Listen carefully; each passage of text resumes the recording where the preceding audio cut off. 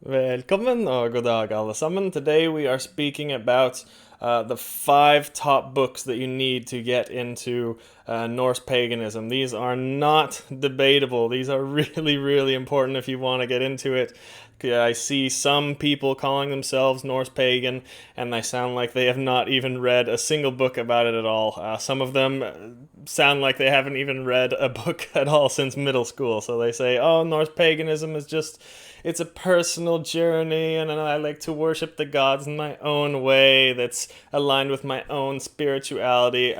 No, you can't do that. If you want to do that, you'd get things completely wrong, then you gotta go find some other gods to worship. I don't want you giving the rest of us knowledgeable Norse pagans a bad name, and I don't want you misrepresenting our ancestors like that. So these are five books that everyone needs to read if they want to call themselves Norse pagan. And I know most of you people already know these, but this video is for the beginners. So for you new pagans, welcome, brothers and sisters, and here we go.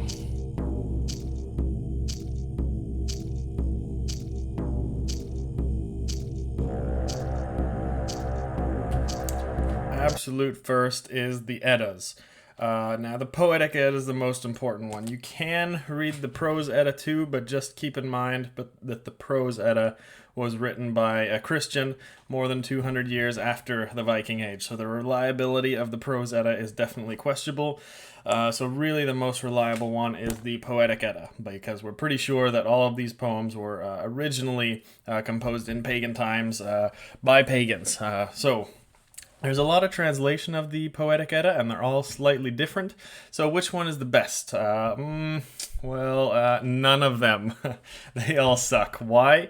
It's because none of them actually translate the gods and deities' names, and this is the most important part. All of the gods and deities, pretty much every character in the myths, is just a symbol representing a different part of nature, the cosmos, the soul, and yourself, and other things like that. So when we actually start to translate the gods' names, we start to realize this. So there is one version actually that translates the deities, and it's this one here. It's a book by Maria Kvilhaug, and she actually translates the characters' names, all of the deities, everything. Like you see here, I'll show you just a little quick page from Völuspá.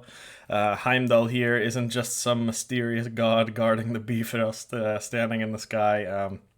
His name actually just means great world, translated. And you see here, stanza 3, Ymir, he wasn't just some massive giant who made his 2 feet and his armpits have sex with each other to create more children and more giants. Ymir's name just means sound, as you can see here. So you can see how it is the most important thing to translate the names of the gods and deities, which brings me to the next book in the list, and that is a good Old Norse dictionary. Now, there are a lot of those. I can recommend this one by Rudolf Simek.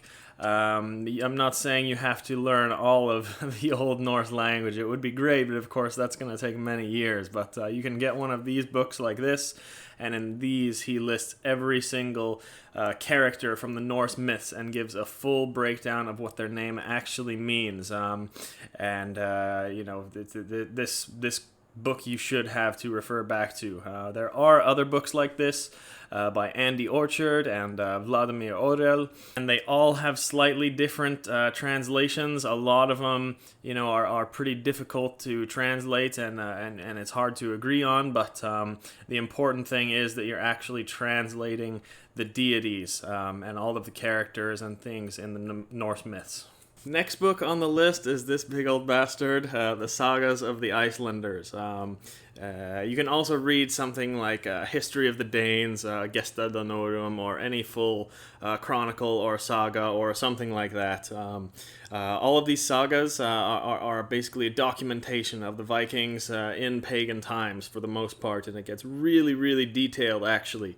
You will get an idea of what happened in pagan times, their daily life, their opinions on certain things, their ethics, their honor, how they thought, and so much more details about actual pagan life. I'm not saying you have to memorize the whole book and exactly what happened, but you need to read these books that document pagan times to kind of realize how they were thinking, to kind of figure out what their thoughts were like and what kind of people they were.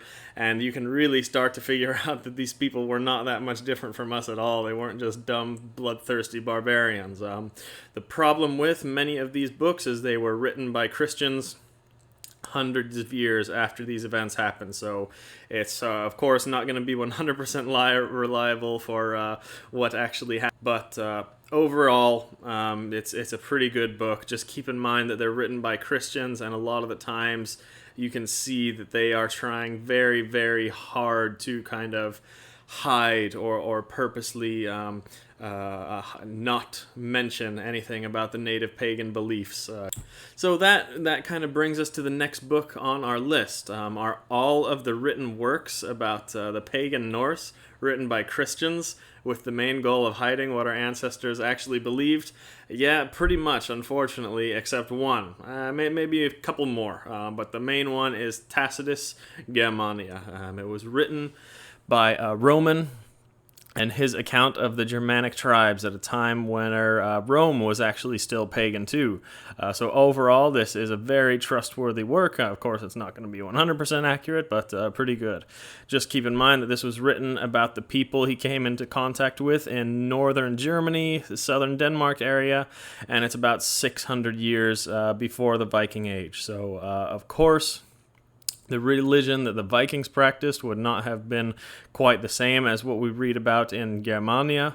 It would, of course, developed a bit over 600 years, but it is closer to what our original religion of all the Germanic peoples would have been. It goes back to a time where we would have had an identical language, culture, and religious beliefs. So this is a very, very valuable work. Also, Ibn Fadlan's account of the Viking Rus is pretty reliable as well. That's a good source to read there. That brings us to number 5, and this one really is up to you. You can choose whatever you want as your 5th top book on the list, but it has to be a book that gets into the archaeology of the Norse or Germanic pagans a little bit. There are a lot of these. I've got some here. Anything by Hilda Ellis Davidson is good. But there are so many people speaking about the archaeology. But the reason you need to get into these books about the grave sites, the rune stones, the rock art, the amulets, bones, and other archaeological finds, it's very important because we don't have a lot of reliable written sources about the Norse pagans, like I mentioned. And written sources can be misinterpreted, vague, inaccurate, or even flat-out lies for the most part. And they can be purposely covering up the truth of Norse pagan beliefs, as I mentioned. But archaeology doesn't lie. It may be hard to know exactly what we are looking at sometimes with the archaeology and what kinds of conclusions to make.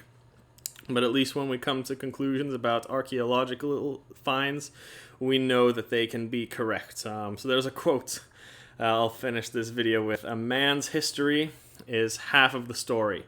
A wise man's guess is the truth. And that was from Grettir's saga. So that's what we are trying to be, guys. We are trying to be the wise men and develop our own theories.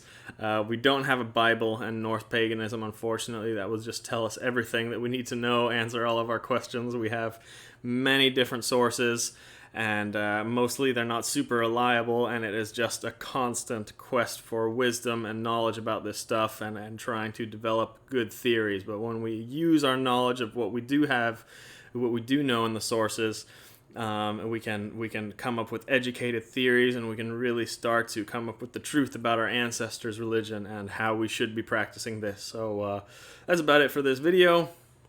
There's lots more books to read.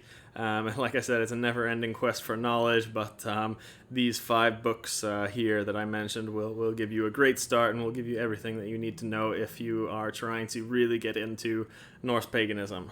Vi ses nästa gång.